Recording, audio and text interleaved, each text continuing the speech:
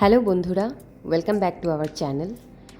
কলকাতার এই দাবদাহে যখন আমরা অতিষ্ঠ হয়ে উঠি, মাথার ওপর চোখ ঝলসানো সূর্যের তেজ আর ঘামে ভিজে যায় শরীর, তখন মনের কোনো এক চেনা কোণ থেকে ভেসে আসে পাহাড়ের ডাক। সেই দূষণমুক্ত কনকনে ঠান্ডা হাওয়া, মেঘে ঢাকা সবুজ ও নীরবতায় ঘেরা দিগন্ত বিস্তৃত পাহাড়ের সারি, যেখানে পাহাড়ের কোলে এক কাপ গরম চা হাতে অনায়াসে ভুলে যাওয়া যায় সব ক্লান্তি আর হতাশা। যেখানে চারপাশের সবুজ বনানী নতুন করে সব কিছু শুরু করার স্বপ্ন দেখায়। এমনই এক স্বর্গরাজ্যে আজ আমরা তোমাদের নিয়ে যাব, যার নাম কোলাখাম। উত্তরবঙ্গের নেওড়া ভ্যালি ন্যাশনাল পার্কের কোলে অবস্থিত ছোট্ট অথচ অপার সুন্দর এক পাহাড়ি গ্রাম।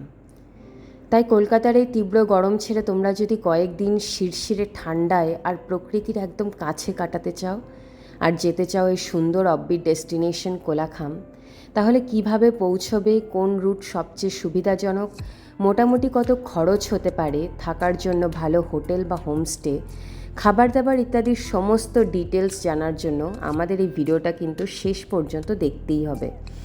কারণ আমরা দুই পরিযায়ী পাখি, রাই আর জিৎ, এই ভিডিওটিতে রাখছি একদম সহজে কোলাখাম পৌঁছে যাওয়ার সমস্ত ডিটেলস।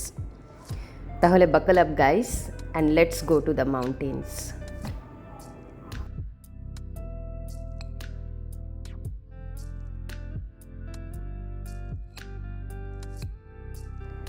সন্ধ্যে 6টা নাগাদ আমরা বেরিয়ে পড়েছি। আমরা এখন ব্যারাকপুর থেকে শিয়ালদা যাচ্ছি পিটি রোড ধরে। তো রাস্তার এই জ্যামের মাঝখান দিয়ে যেতে যেতে আমাদের তো 2 ঘন্টা সময় লেগেই যাবে, তাই 2 ঘন্টার সময় হাতে করে নিয়েই আমরা বেরিয়েছি শিয়ালদা পৌঁছানোর জন্য। গাড়ির জানলা দিয়ে শহরের পরিচিত দৃশ্যগুলো দেখতে দেখতে মনে হচ্ছে যেন এই ব্যস্ততার কয়েকদিন থেকে এই মুক্তিটাই সত্যি কয়েকদিনের জন্য খুব দরকার ছিল। এখন প্যাচ প্যাচে গরম আর আমাদের ব্যাগে রয়েছে শীতের জামা কাপড়, ভাবা যায়। সোয়েটার, টুপি এসব নিয়ে আমরা এখন চলেছি। তো চলো এর মধ্যে আমরা তোমাদের সাথে শেয়ার করে নিই কোলাখাম পৌঁছানোর সব থেকে কনভিনিয়েন্ট রুটগুলো। তো 3টে রুট করে তোমরা মেইনলি নর্থ বেঙ্গল পৌঁছে যেতে পারো, যেখান থেকে কোলাখাম যাওয়ার ক্যাব বা বাস ধরতে পারবে। তো ফার্স্ট রুট হচ্ছে হাওড়া বা শিয়ালদা থেকে তোমরা নিউ জলপাইগুড়ি স্টেশন পৌঁছে যেতে পারো। আর সেকেন্ড রুট হচ্ছে তোমরা বাসে করে স্প্ল্যানেড থেকে পৌঁছে যেতে পারো Siliguri bus stand, Tenzing Norgay bus stand, যেটা স্প্ল্যানেড থেকে ছাড়বে। তারপর কয়েকটা স্টপেজ আছে যেখান থেকে তোমরা বোর্ডিং নিতে পারো, যেমন মধ্যমগ্রাম চৌমাথা আছে, তারপর বারাসাত আছে। তো তোমরা সেই রুট দেখে যে কোনো জায়গা থেকে তোমরা বাসে উঠে শিলিগুড়ি পৌঁছে যেতে পারো, যেখান থেকে তোমরা গাড়িতে করে পৌঁছে যেতে পারো কোলাখাম। আর থার্ড আর সব থেকে কনভিনিয়েন্ট রুট যেটা আছে, যেটা আমরা আজকে নিতে চলেছি, সেটা হচ্ছে শিয়ালদা স্টেশন থেকে 13149 কাঞ্চনকন্যা এক্সপ্রেস ধরে নিউমাল জাংশন। তো এই নিউমাল জাংশন থেকে কোলাখামের দূরত্ব সব থেকে কম, মোটামুটি 50 থেকে 60 কিলোমিটার মতো দূরত্ব আছে কোলাখাম নিউমাল জাংশন থেকে। আর বাকি যদি তুমি শিলিগুড়ি বা নিউ জলপাইগুড়ি দেখো, সেখান থেকে কিন্তু কোলাখামের দূরত্ব 100 কিলোমিটারেরও বেশি। তাই ওই রুটগুলো ধরলে তোমাদের জার্নি টাইমটা অনেকটা বেড়ে যাবে, আর বাসে করে গেলে খরচাটাও মোটামুটি অনেকটা বেড়ে যাবে। কিন্তু এই নিউমাল জাংশন ধরে কাঞ্চনকন্যা এক্সপ্রেস ধরে নিউমাল জাংশন পৌঁছে যদি তোমরা যাও, সেই ক্ষেত্রে কিন্তু টাইম আর খরচা দুটোই অনেকটা বাঁচবে। তো দেখো, দেখতে দেখতে আমরা পৌঁছে গেছি শিয়ালদা স্টেশন। খুব সুন্দর করে সাজিয়েছে স্টেশনটা। এখান থেকে আমাদের স্টেশন থেকে ট্রেন আছে, আর 10 মিনিট পরেই আমরা অনেকটা লেটে পৌঁছেছি, আর 10 মিনিট পরেই আমরা উঠে পড়বো কাঞ্চনকন্যা এক্সপ্রেসে।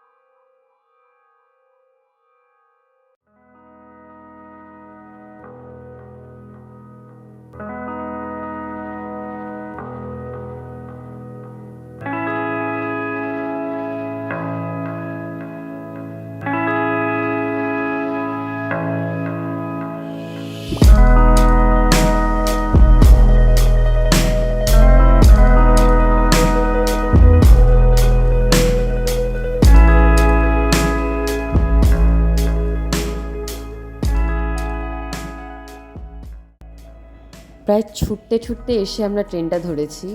আমরা শিয়ালদা স্টেশনে যখন উঠলাম তখন 8:20, আর এই ট্রেন ছাড়বে 8:30-এ।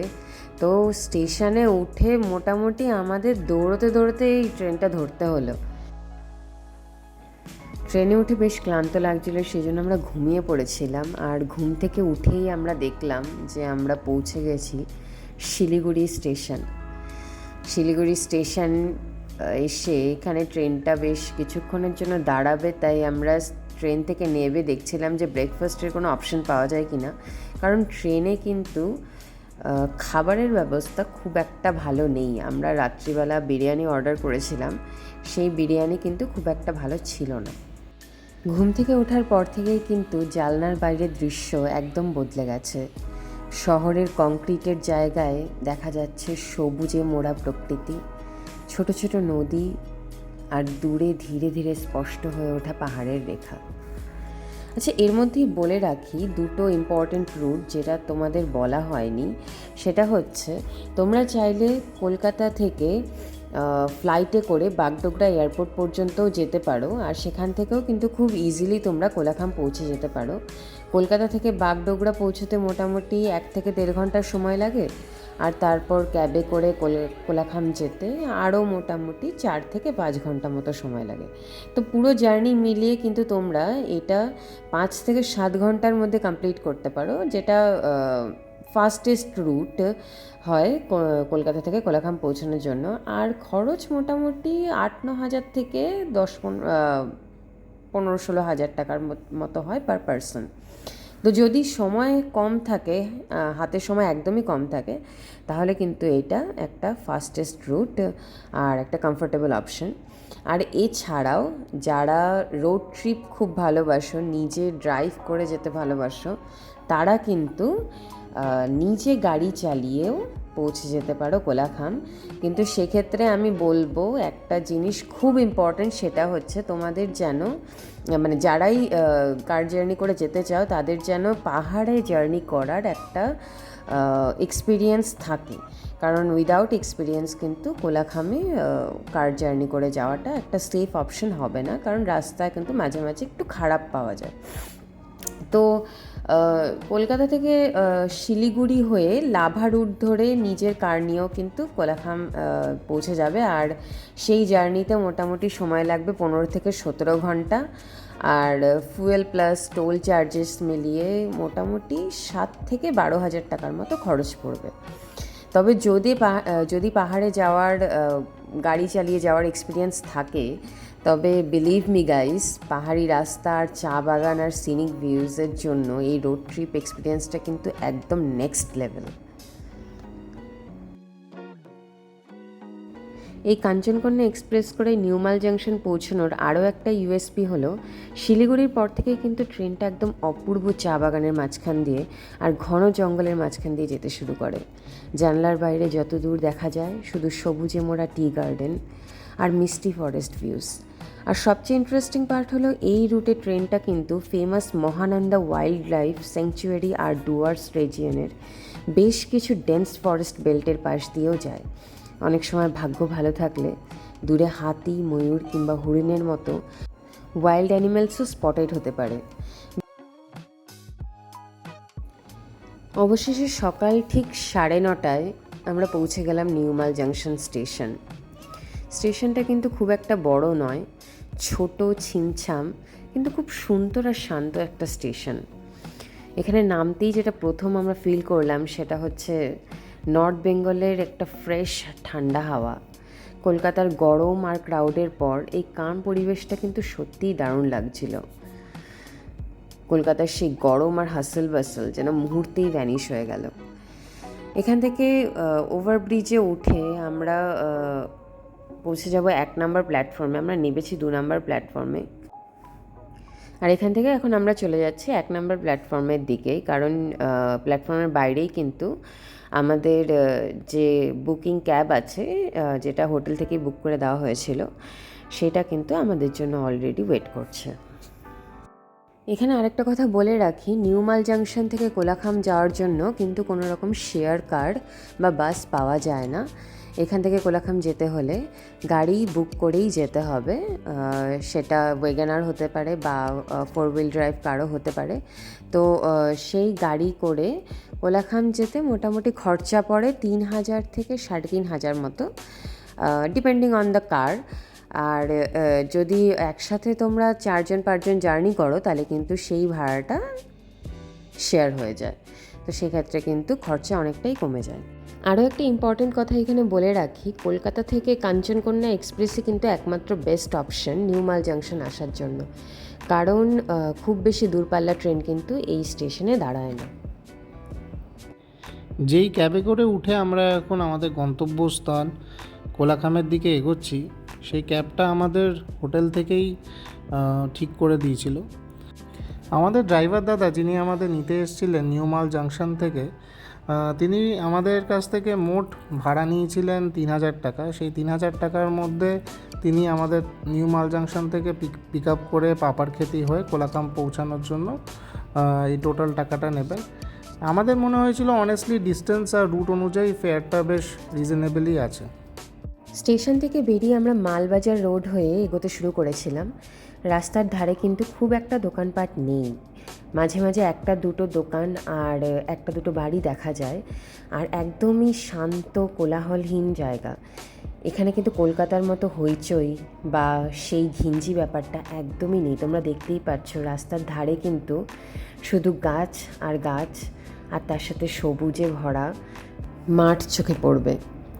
এই রুটটাই কিন্তু ধীরে ধীরে ডামডিম রোড হয়ে লাভা কোলাখাম রোডের দিকে উঠে যাবে। আমরা গরুবাথানের দিকে এগোতে শুরু করেছি, আর এখানে কিন্তু দুধারে বিশাল বিশাল চা বাগান চোখে পড়বে। পুরো রাস্তাটাই দুধারে চা বাগানে ভরে আছে, আর এই রাস্তাটাই কিন্তু গিয়ে উঠবে ডুয়ার্স রিজিয়নের ডেন্স ফরেস্ট বেল্টের ভেতরে। সেখানে তোমার দুদিকেই পুরো ডেন্স জঙ্গল চোখে পড়বে। সেই জঙ্গলের মাঝখান দিয়েই কিন্তু রয়েছে এলিফ্যান্ট করিডর।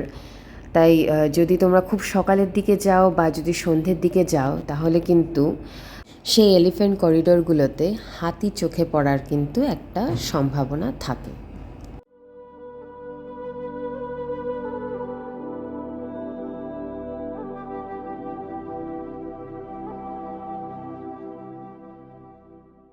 গরুবাথান ক্রস করে আমরা চলে এসেছি। সেখানে আমরা একটু টুকটাক মার্কেট করে নিয়েছিলাম, মানে যেমন চিপস বা ছোটোখাটো বিস্কিটের প্যাকেট আমরা কিনে নিয়েছিলাম ওখান থেকে, কারণ এইখানে কিন্তু রাস্তায় আর কোনো দোকান পড়বে না বা সেরকম কোনো মার্কেট পড়বে না যেখান থেকে তোমরা কিনে নিয়ে যেতে পারো। আর এই দেখো আমরা কিন্তু ঢুকে পড়েছি ডুয়ার্সের সেই ফরেস্ট রিজিয়নের ভেতরে। এখানেই কিন্তু মাঝে মাঝে তোমাদের চোখে পড়বে এলিফ্যান্ট ক্রসিং জোন। আমাদের ড্রাইভার দাদা এইমাত্র বললেন এই গাড়িটাও কিন্তু হাতিতেই নাকি নষ্ট করেছে, আর এইখান থেকেই কিন্তু মাঝে মাঝেই হাতির পাল রাস্তার এপার থেকে ওপারের জঙ্গলের দিকে চলে যায়। আমাদের ড্রাইভার দাদা কিন্তু এই জায়গা দিয়ে খুব আস্তে আস্তে গাড়ি চালাচ্ছিল। বলছিল যে এখান থেকে নাকি যেহেতু ওয়াইল্ড অ্যানিম্যাল ক্রসিং জোন, তাই এখান থেকে কিন্তু গাড়ি কিন্তু খুবই সাবধানে চালাতে হয়। আমাদের এই ড্রাইভার দাদা কিন্তু খুব ভালো গাড়ি চালিয়ে নিয়ে যাচ্ছিল। তো এই দাদার নাম্বার আমরা ডেসক্রিপশন বক্সে দিয়ে দেবো, তোমরা চাইলে কিন্তু ডিরেক্টলি সেখান থেকেও ড্রাইভার দাদাকে বুক করতে পারো। NH 717A ধরে আমরা কিন্তু পৌঁছে গেলাম আমাদের প্রথম ভিউ পয়েন্ট অ্যাম্বিয়ক টি গার্ডেনে। এখানে আমরা দাঁড়ালাম না কারণ আমাদের একটু হোটেলে যাওয়ার তাড়া ছিল, কিন্তু তোমরা কিন্তু এখানে দাঁড়িয়ে পুরো জায়গাটা কিন্তু উপভোগ করতে পারো। এই ভিউ পয়েন্টটা কিন্তু অসাধারণ। এখানে কিন্তু নিচে সবুজ ভ্যালি আর দূরে পাহাড়, আর চারপাশে কিন্তু রয়েছে ডেন্স ফরেস্ট। এখানে দাঁড়ালে তোমার মনে হবে পুরো পোস্ট কার্ডের মধ্যে তুমি দাঁড়িয়ে আছো। তাই যদি তোমাদের হাতে সময় থাকে তাহলে কিন্তু এই ভিউ পয়েন্টে অবশ্যই তোমরা একবার দাঁড়িয়েছে। অবশেষে দেখো আমরা পৌঁছে গেলাম পাপারখেতি। আর এই যে ছোট ব্রিজটা রয়েছে এটাই কিন্তু আসলে ভিউ পয়েন্ট, আর এই ব্রিজের নিচে দিয়েই একটি ক্রিস্টাল ক্লিয়ার পাহাড়ি নদী বয়ে যাচ্ছে, যেটা একটু পরেই তোমাদেরকে দেখাবো। এই জায়গাটা কিন্তু একটা পিকনিক স্পটও, কিন্তু তার সত্ত্বেও কিন্তু এই জায়গাটা খুব একটা কমার্শিয়ালাইজড হয়ে যায়নি। এখানে কিন্তু ক্রাউড এখনও খুব কম, আর ট্যুরিস্ট রাশও খুব একটা নেই। চারপাশে তোমরা দেখতেই পাচ্ছ খুব ছোট ছোট কয়েকটা রেস্টুরেন্ট আছে, যেখানে মেইনলি ব্রেকফাস্ট করার জন্যই ট্যুরিস্টরা যারা নিউমাল জাংশন থেকে কোলাখামের দিকে যাচ্ছে। আমরাও এই দোকানটিতেই ব্রেকফাস্ট করব। এখানে কিন্তু মোমো, ম্যাগি, পরোটা আর তার সাথে গরম চা খুব ভালো পাওয়া যায়। আর তার সাথে কিন্তু রয়েছে একটা অসাধারণ ভিউ, যেটা তোমরা একটু পরেই দেখতে পাবে। একটি খরস্রোতা নদী বা কিছুটা ওয়াটারফলের মতো এসে একটি খরস্রোতা নদীর মতো এটি বয়ে যাচ্ছে, যেটা এই রেস্টুরেন্টটা থেকে কিন্তু খুব ভালো দেখা যায়। আর সেই জায়গাটাই কিন্তু হচ্ছে পিকনিক স্পট।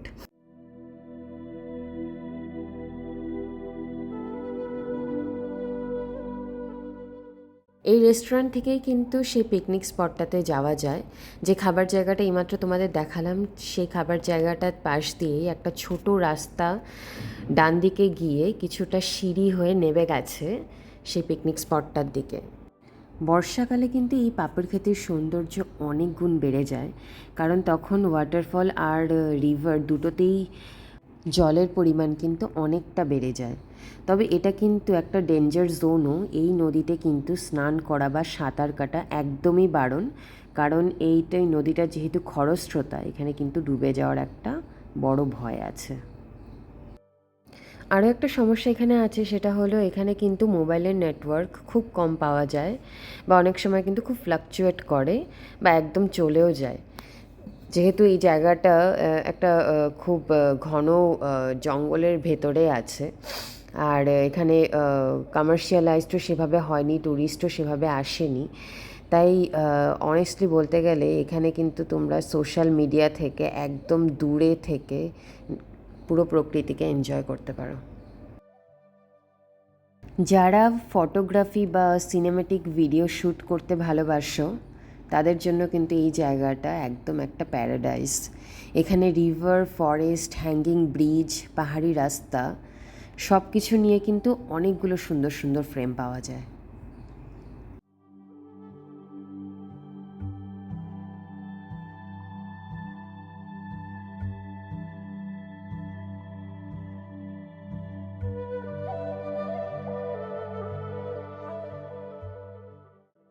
পাপড়খেতি থেকে কোলাখামের ডিস্টেন্স রাফলি 20 থেকে 25 কিলোমিটারের মতো, আর পাহাড়ি রাস্তার জন্য সময় লাগে মোটামুটি 1.5 থেকে 2 ঘন্টা। আর এখান থেকে কিন্তু আমরা যত উপরের দিকে উঠছিলাম, ওয়েদারটাও কিন্তু ততটাই চেঞ্জ হচ্ছিল।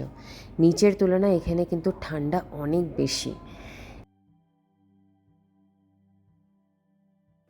চলে এসেছি আমরা আমাদের নেক্সট ভিউ পয়েন্টে। এটি একটি ছোট মোনাস্ট্রির মতো। এখানে একটি বুদ্ধা স্ট্যাচু রয়েছে, আর চারিদিকে রয়েছে বুদ্ধিস্ট প্রেয়ার ফ্ল্যাগস। এই জায়গাটা কিন্তু আসলে তিবেতান বুদ্ধিজমের কাগু ট্রেডিশনের সঙ্গে ডিপলি কানেক্টেড একটা স্পিরিচুয়াল প্লেস। এই মোনাস্ট্রি আর মেডিটেশন সিটটি হিজ হলিনেস 12th চ্যাঙ্গাং কেন্টিং টাই স্টুপার জন্য প্রতিষ্ঠিত করা হয়েছিল, যিনি তিবেতান বুদ্ধিজমের অন্যতম রেসপেক্টেড স্পিরিচুয়াল লিডার হিসেবে পরিচিত ছিলেন। এই টাই স্তূপা লিনিয়েজের হিস্ট্রি কিন্তু প্রায় 900 বছরেরও বেশি পুরনো। এই লিনিয়েজ তিবেতান বুদ্ধিজমের কার্মা কাইগু স্কুলের খুব গুরুত্বপূর্ণ অংশ।